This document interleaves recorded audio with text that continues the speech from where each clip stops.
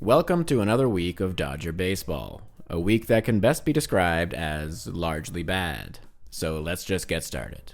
The Dodgers hit the road for the first time this season, going to Arizona to once again face the Diamondbacks in a 4-game series. Last week we split the series against them, so I was hoping we could win it this time. Unfortunately, it turns out the Diamondbacks might actually be good this year, and they beat us in 3 of the games. We won the first game 5-2, lost the second game 3-6, lost the third game 8-12, and lost the fourth game 6-11. So then I thought, okay, maybe the boys can take out their frustration on the Giants for old time's sake. And indeed they did, winning the first game of the 3-game series 9-1. We'll talk about that in a bit. Sadly, the Dodgers got shut out in the next game, losing 0-5. The third game had a rough start when Clayton Kershaw gave up 3 runs in the first 2 innings, but the Dodgers came back to win it 10-5. So our record is now 7-6. Here's how the starting pitchers did. Dustin May continues to be dominant, giving up 1 run in 6 innings on April 6th and giving up 2 runs in 5.1 innings on April 11th.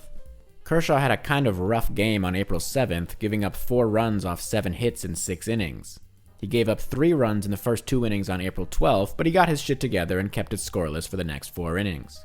Syndergaard completely collapsed after last week's great start, giving up 6 runs in 4 innings. Then there was Michael Grove, who proved my worst fears correct by giving up a whopping 9 runs in 3.1 innings. Finally, Urias was unsurprisingly great, giving up just 1 run in 6 innings. Obviously, Grove and Syndergaard are going to have to go on the list of concern after this. And you know what? I'm going to go ahead and put the entire bullpen on there. After Evan Phillips gave up 2 home runs on the 11th, there's only one reliever I have faith in. And surprisingly, it's Shelby Miller, who has yet to give up a run and has only given up 1 hit in 5.2 innings this season. That's right, somehow the guy who had a 6.43 ERA with the Giants last year is our best reliever right now.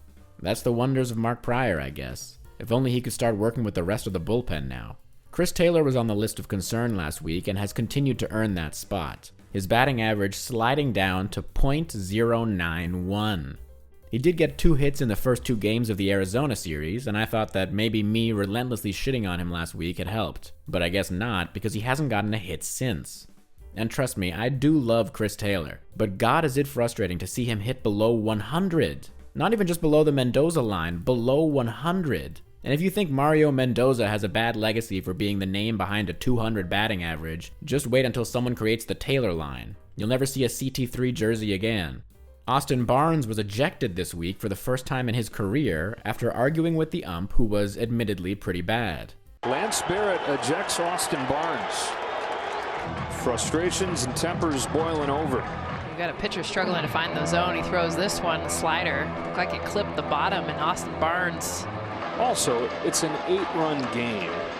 And as much as I like the passion from Barnes here, it doesn't really help that he literally has yet to get on base this entire season. Now, he is the backup catcher, so he's only had 11 plate appearances, but still, this is a guy who hit .278 for Mexico during the World Baseball Classic. A guy who was so non-Mexican that Julio Urias said, quote, "You don't assume he's Mexican." And yet he played like he was born and raised in Oaxaca. Where is that performance now, Austin? I'm sorry, I don't know why I'm getting mad at Austin Barnes. It's not his fault. He's the least of our worries. It's just been a frustrating week. But let's look at the positive side. Like I said, we've seen nothing but dominance from Urias and May, so I'll definitely put them on the clutch list. Freddie and Will are still hitting great, so I'll keep them up. And in a historic first, mostly because this is only the 2nd recap ever, Max Muncy is going from last week's concern list to this week's clutch list. Yes, the cold wind of San Francisco is like a dagger in the heart of Max Muncy, who channeled his hatred for the Giants into a 2-home-run game on April 10th, one of which was a grand slam. Cracked in the air to center field, sends Johnson back. He's still going. He's at the wall. It's gone. Max Muncy with a 3-run home run. Squibbling around. Now Muncy with the bases loaded, sends a fly ball to left center field. Way back there. Grand slam.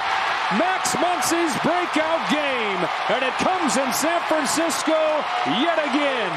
Then he came back on April 12th and hit 2 more home runs for a total of 11 RBI on the series. 2-2. Fly to center field. Yastrzemski going back. Track. Wall. Gone! Muncy does it again! And the game is tied. Muncy sends one way up there. Way back there. It is gone! Giant killer among giant killers. They'll never let him back in San Francisco. His batting average went from 121 to 214 in a matter of 3 games. And yes, that's right, somehow we've had 2 grand slams in 2 weeks, and yet our record is 7-6. It's been a doozy of a season already. Here's what Muncy had to say about San Francisco after that grand slam game. But there's something about this team, this stadium. What is it that just sets you off offensively? I can't answer that because I don't like this place, and it's it's cold and windy all the time. I mean, it was raining the entire game tonight, but I do hit good here. I don't understand why, but I'm not going to complain about it. Spoken like a true Dodger. So naturally, in his infinite wisdom, Dave Roberts decided to pull Muncy from the lineup the second day in San Francisco, which we then lost. The inner workings of this man's mind truly are an enigma. That's not the only questionable decision by Roberts that we've seen, but if I went into all of them, this video would be twice as long. So I'm just going to put Dave on the list of concern and know that nothing will ever change. Here are the division standings right now. The Dodgers have been back and forth with the Padres in the rankings, but the Diamondbacks have remained the solid first place team, just as everyone predicted before the season started. See you next week.